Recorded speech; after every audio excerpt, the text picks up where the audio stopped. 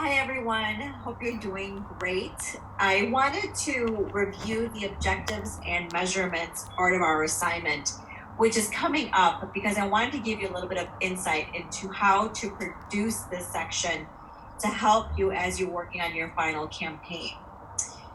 As you know, on our Blackboard, the assignment details are as follows. The idea for this assignment is to make the connection between the platform and our audience. In our last assignment, in our client intro presentation, I had asked you to put together the audience. And the reason for that is because that audience, that specific audience, is going to help us decide what platform or platforms to use for our campaign. In some cases, your audiences were really general in terms of everyone is our audience or anybody can be our audience members. And the problem with that is that we can't speak to everyone. A campaign has to be pretty specific, and the only way to reach them is by actually knowing who we're trying to reach. The second part of our assignment is we're going to write clear and measurable objectives, and I'll touch on that in a couple of minutes. And finally, we're going to identify the appropriate measurements for our campaign. The objectives are one thing, but if we can't measure our objectives, then that is not a clear and measurable objective.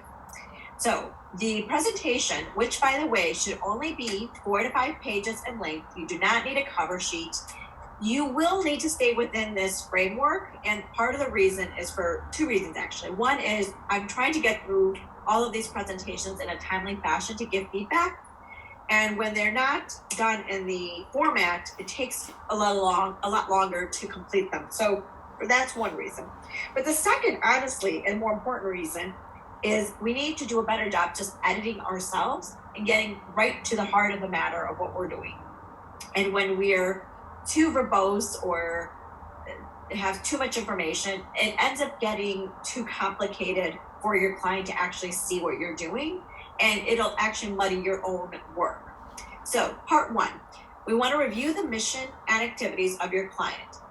This will actually help you focus on your final campaign and strategy, and you can pull some of this information from your original presentation, your client intro. So again, each assignment that we do builds upon the other that will end up culminating into our final.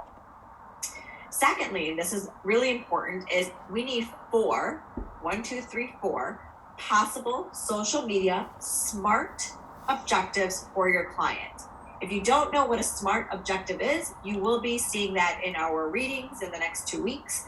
And if, again, you need more information, maybe just do some Googling. But I think by now, almost everyone has an idea of what a SMART objective is. Third, we want to justify each objective through attention to the organization's business goals, their desired target audiences, and the characteristics of specific social media platforms. And I'll get to that in the next example. Finally, we want to identify a metric that can be used to assess the success of a social media campaign designed to accomplish that objective. If we don't include a metric, we will not know whether or not our campaign was successful. I shared an example in our Blackboard assignment details, and I want to go through that very closely so you can get a better sense of how I want to see this in your paper. When you're working with a client or an agency, they may have different ways to present this information. That's totally fine. This is how I want to see it in this paper. This is how I can see whether or not you're understanding the material and getting the concept of what we're doing. How you do it in your own personal or professional life can vary. But as long as I can see it like this, then I know that we're heading in the right direction, or at least I can give you feedback on how to improve it. So in this case, we need 4 bullet points, and these are the 4 bullet points that I need to see in your paper. Part 2 is where we identify our proposed social media objectives, our justifications, and our measurements. Okay, so what does that mean? Our first thing is we need to determine what our objective is. In the example I shared, the objective is to increase the number of new leads from Facebook by 10% by December 2021. You notice that I highlighted in different colors the fonts. And the reason is because these are very, very important specific information that I need to see in this objective. You also want to make this only one specific objective, and I'll explain why. The objective here is, what are we trying to do? We're trying to increase the number of new leads, okay? That's one piece of the objective. How? What platform? It's Facebook, okay? By how much? 10%. By what date? December 21. This, by the way, will fall in line with your SMART objective. You need something that's strategic, actionable, measurable, accessible, and time-bound. You see where the SMART piece is coming here? You want to increase the number of new leads, Facebook, 10% by the end of this year.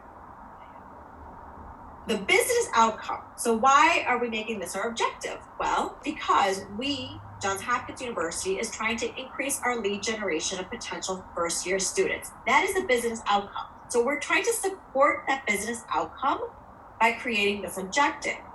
Okay, drill down a little bit deeper. What is a justification?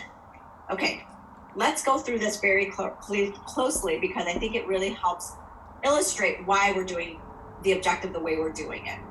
Johns Hopkins University undergrad admissions cannot succeed unless it continues and increases the number of qualified applicants in its freshman application pool every year. Enrollment research shows that students who get connected to a campus before the end of their sophomore year of high school are more likely to attend that campus than campuses they learn about later in their high school career. Okay, but high schoolers are probably not on Facebook, right? So why are we doing Facebook? Well, because research also shows that parents who connect with a college early in a child's high school career are more likely to recommend that college to their child. Parents with high school age kids spend a lot of time on Facebook. So we're justifying our objective in terms of using the social media platform Facebook because parents who are our audience, they are our audience, not the high school students, not college-bound students, but the parents with high school age kids. So it's a very specific audience that we're trying to reach. So I'm not just saying parents in general, right? Because parents of 5-year-olds probably wouldn't be amenable to this type of an objective. We're not trying to reach them. Finally, the measurement is, how are we going to measure these new leads? Well, for one thing, we're going to see whether or not we actually got new leads from Facebook by 10%. In our case, we want to see that lead come through email addresses collected through Facebook. This is why we only draft one specific objective. If you say something like increase the number of new leads from Facebook by 10% and Twitter, let's say, by December 2021, that's a different objective and that's a different measurement. So you want to separate those out into two different objectives because when you go back to doing your measurement, you're going to do an analysis of what happened in Facebook and then what happened on Twitter.